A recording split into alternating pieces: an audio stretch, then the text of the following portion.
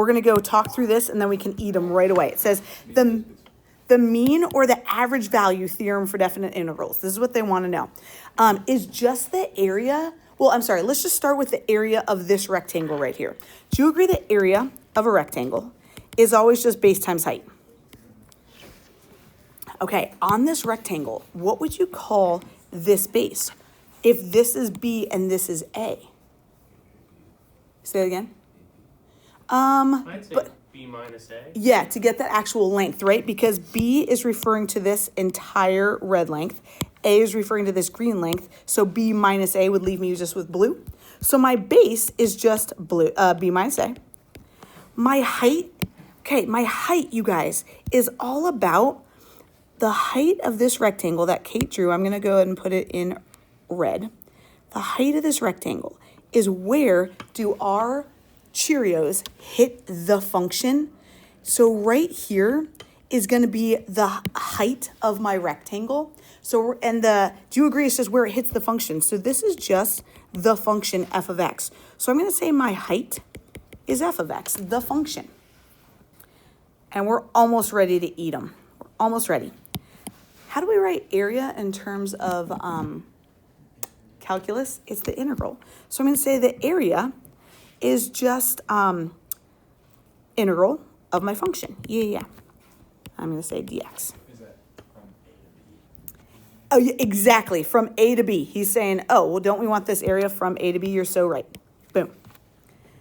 And you guys, they're asking for the mean value. I'm sorry, the average value.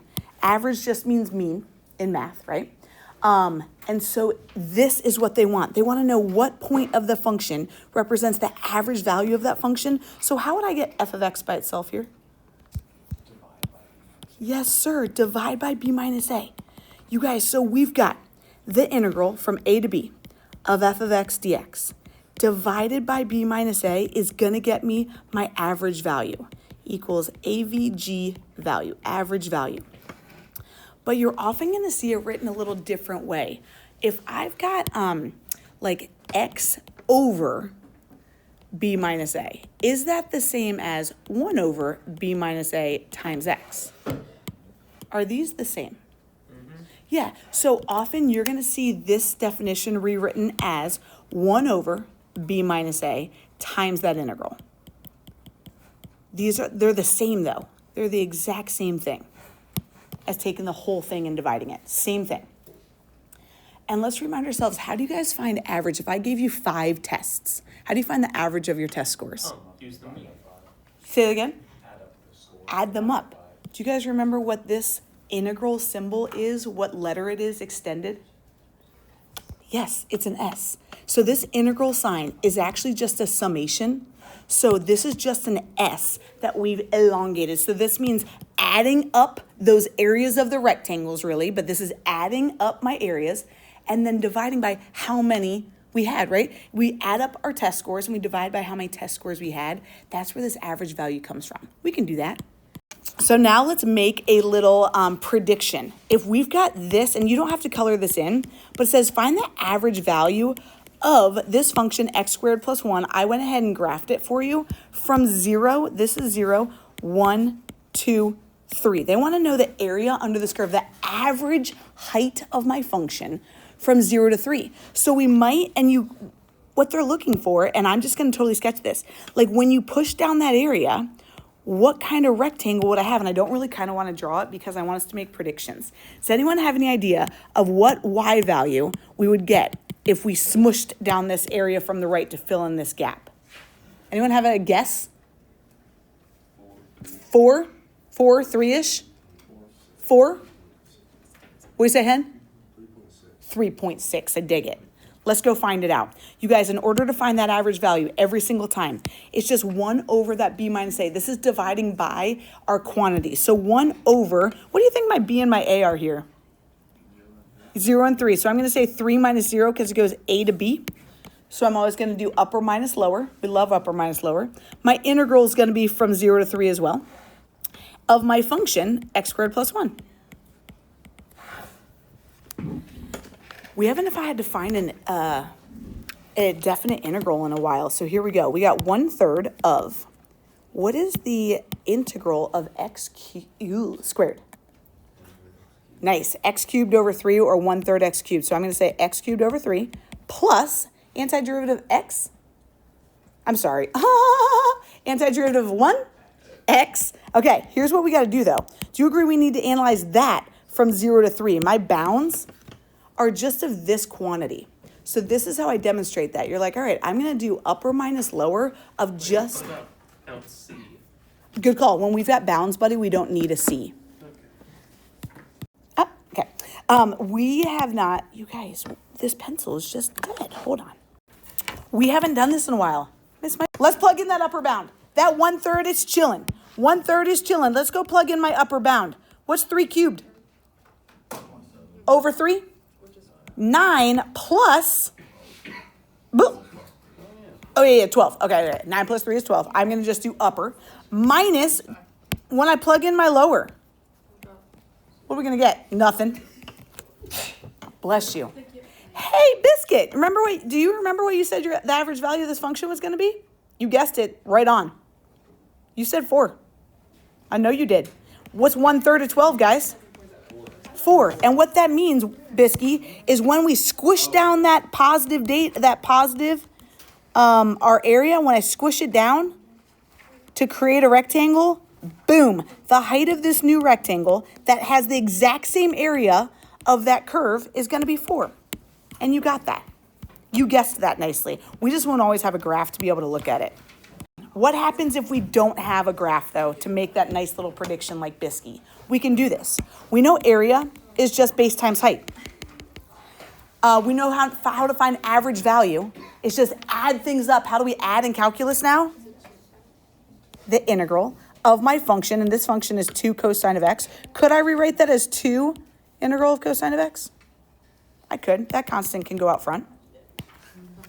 Add things up. Then what do we do to find averages? We add them up and then we divide by how many, right? Or my interval. What's my interval here?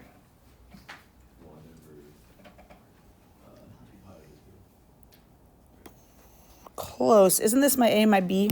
From negative pi over 2 to positive pi over 2. So when pi over 2 minus negative pi over 2, what's that going to get me? Just pi. Or did you say 2 pi over 2? Okay, I didn't hear you.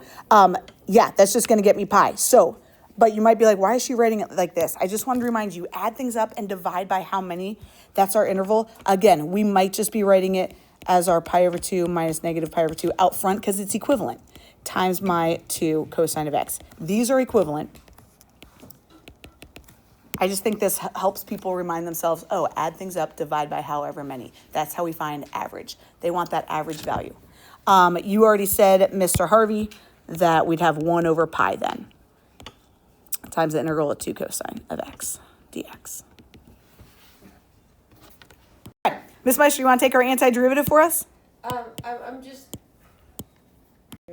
integral and then Good call. Ms. Meister, let's throw some bounds on it. What are we doing? well, it looks to me like we're going from negative pi over 2 to pi over 2. Beautiful. Negative pi over 2 to pi over 2. So, again, my interval that I'm dealing with is also going to be my bounds. I completely agree. You also gave me mild heart attacks, but then you fixed it. With my dx's. Correct. Yeah, I knew it. It's like because of where we end. Keep going. Oh, you want me to integrate 2 cosine x? Yep. It's 2 sine x. What do you think, you guys? Is the derivative of 2 sine of x going to get me 2 cosine of x? Cool. All right. I got my 1 pith in front of that. Where's your trash can?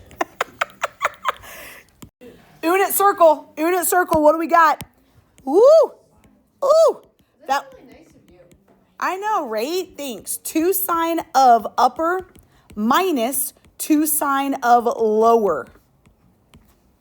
Upper minus lower. Well, it's negative. Wait, I might be silly. What's the sine of pi over 2? 1. 2 times 1? 2. So I got 1 pi times 2 minus, negative pi over 2. Here's positive pi over 2. Negative pi over 2. What's the sign there? Negative 1. Negative 2 times negative 1? Plus 2. Final answer. Very good, buddy. Let's practice that again. Find the average value of this function. We don't know what this function looks like, and that's okay, you guys. To find the average of anything, we add them up and we divide by however many or whatever our interval is. So what are we going to divide by here? Perfect. 2 minus 0. Exactly. 1 over 2. And you're saying 2 minus 0 so that we know our interval is from 0 to 2. Ms. Meister's not going to have a heart attack now. We're going to add up those values of our function. So 8x minus 3 plus 4e to the x dx. This is finding the average value, adding them up, dividing by the interval. You guys, we can do this without a calculator. Let's do it. Ooh-wee! Antiderivative integral of 8x. Nice. Is that Lobble? Oh, who was that?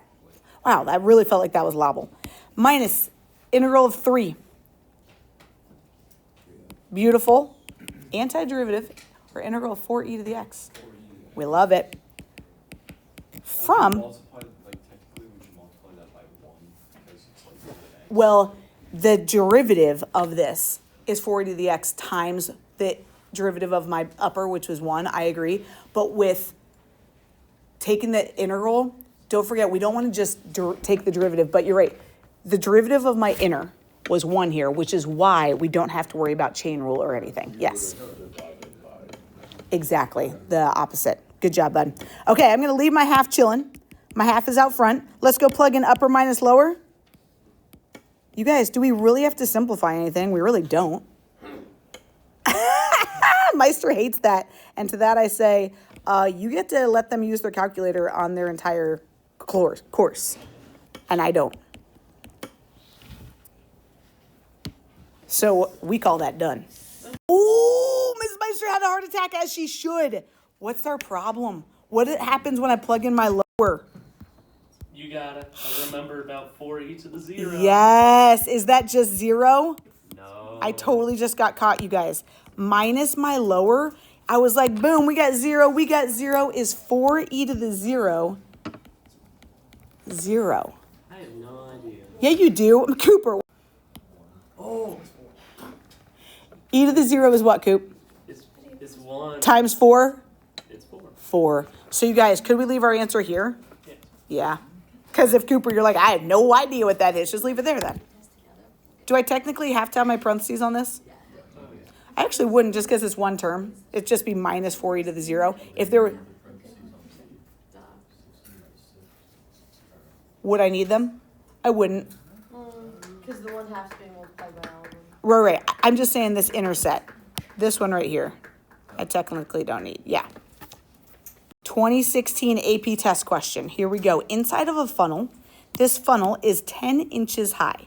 The whole funnel is 10 inches high. At height h, the radius is given as this function. Oh my gosh. Yeah, this one's brutal without a calculator.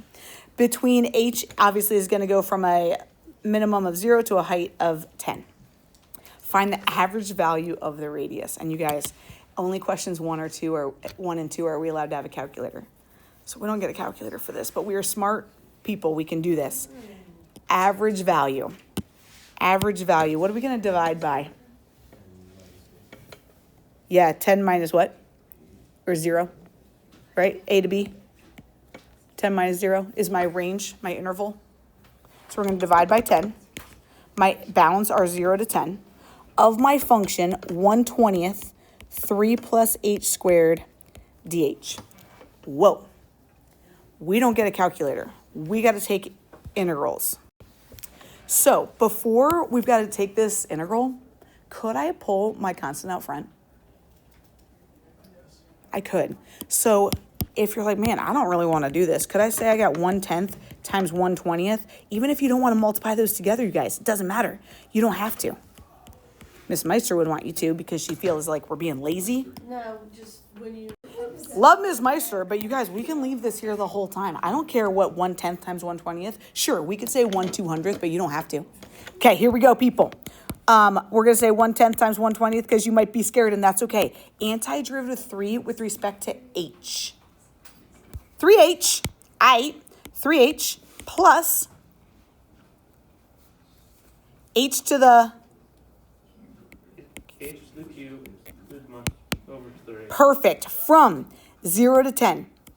You guys, leave that 1/10, 1/20th. I don't care. Or make that 1/200th. Okay, let's go upper minus lower. We have nothing that we have to simplify, you guys. Upper minus lower. Could I leave that as 3 times 10? Sure could. That's going to be the same as 30, but you could leave it as 3 times 10. Plus, could I leave this just as 10 cubed over 3? Yeah. Is it going to be minus 0 this time, unlike last time? Yes. Yes. So can I end it right there?